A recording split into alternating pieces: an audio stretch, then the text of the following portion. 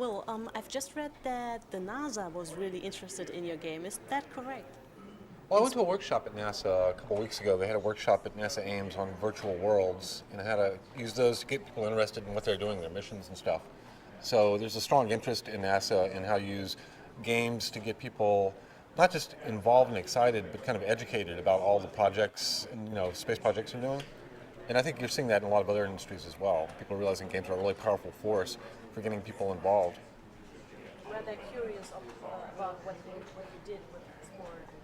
Yeah, I gave a demo of SPORE as an example of a way that you can get people kind of exposed to astronomy, cosmology, things like that, in kind of a toy galaxy. And there are a lot of other people like doing simulations of lunar missions or colonizing Mars, things like that. Online communities, social networking, all that stuff are big issues nowadays. And they play an important role in sport, as far as I know. So, is this something you only waited for? How important are these possibilities for you as a game designer?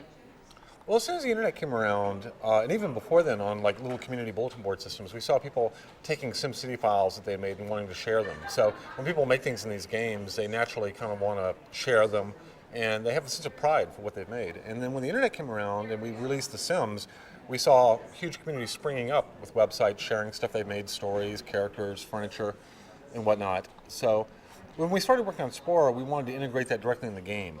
The ability for people to make stuff and share it transparently, make buddy lists. And so we actually took a lot of the aspects of people doing things on the internet, like podcasts and buddy lists and things like that, and burned them into the game so that players were building communities within the game rather than having to go outside the game to like a fan site to build the community.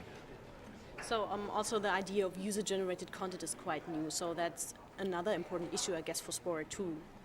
Yeah, SPORE really is based around the idea that the entire universe is generated by the players. So a million people playing actually are generating this unlimited world that other players are experiencing. And the program servers are actually kind of determining what sort of content to deliver to each individual player based upon what themes they've selected, what buddy lists they've made, what Sporecasts they've subscribed to. So the player has a fair amount of control, but in some sense they have the benefit of the millions of other people out there making stuff for the game. Are you curious to see what people will do with all the possibilities they have with your game? Oh, certainly. I mean, we have several hundred people within EA kind of testing the game right now and making really bizarre stuff. And it surprises us every day. Somebody makes something weird that we didn't even think was possible in the game, and then everybody emails around, wow, that was cool, I'm going to make one like that, So and that's just with a few hundred people playing it. Once we get to a few million people playing it, I know that they're just going to totally surprise and blow us away with what they create.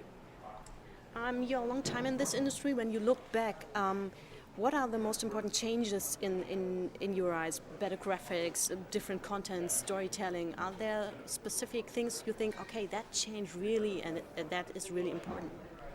I think, to me, one of the biggest changes is open worlds, where the player drives more of the exploration, because games used to be more on rails, where the designer said, first you're going to do this, and you're going to have to get the red key to open the door and defeat the evil dragon.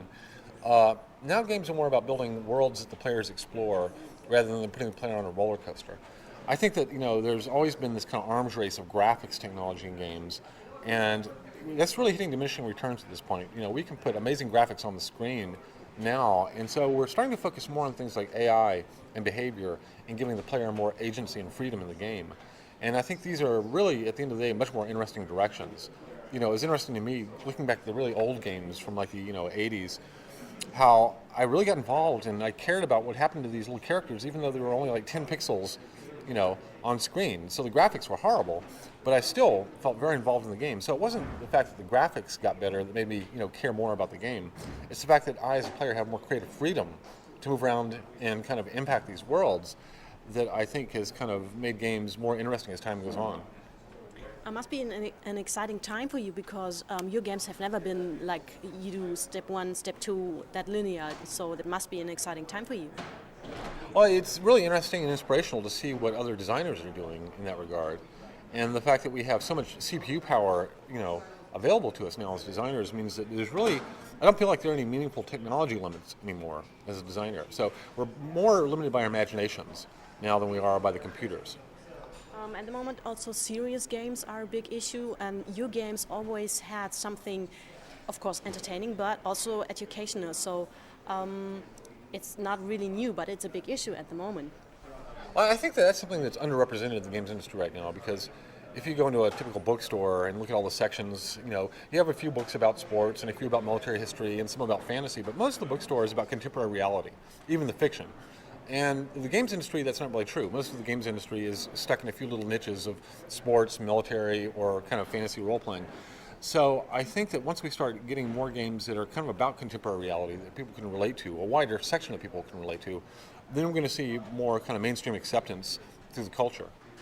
What kind of games would you like to see in the future? You said at the moment it's very narrow. It's a narrow path. So Yeah. What kind of games would you like to see from maybe other developers, other designers? Well, I think we're starting to see some games that are kind of getting outside the box, so to speak. I think the Wii is a good example, where they're hitting a totally different demographic, and they have a high bandwidth input device that somebody who's very intimidated by this little controller with 16 buttons, you hand them a Wii controller and tell them to swing it like a tennis racket, and all of a sudden they get it. They understand games, and they really enjoy it, because they don't have to go through this whole mapping exercise of what does this button do and what does that button do. So I think part of it's accessibility in that sense, and that's more on the interface side. Another one is thematic accessibility. Again, if you look at modern TV shows, the ones that are popular, they tend to be set in contemporary realities. They tend to address issues that people face in their everyday lives. And so a much broader group of people can relate to these things and get immersed and feel like they're kind of walking away with something that they can relate to their real life. And I think I would like to see games kind of cover more of that territory than they currently are.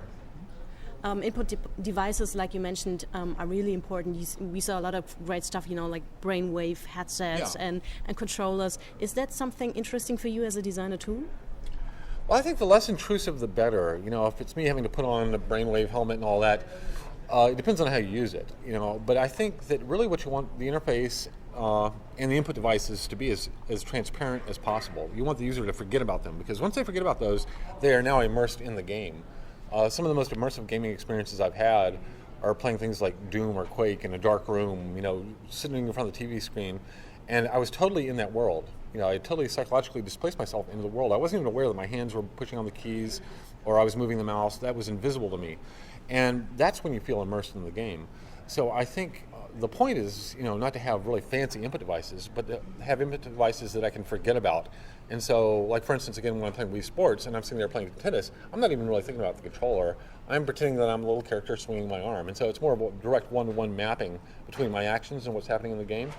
And I think you can carry that through with any sort of interface. I mean, it could be just a standard keyboard and mouse, but if the game is designed right, as I'm playing the game and I'm getting really into the game, I cease to become aware of my hands, and I am actually that little person in the game. Yeah, so this is nothing you think about okay, I might use some of these devices or technologies in future games of yourself. Well, again, I think, the more I can just grab something, pick it up, and be immersed in the game, the better. If it's something where I have to strap on VR headsets and all that stuff, and I get motion sick using it, in some sense, that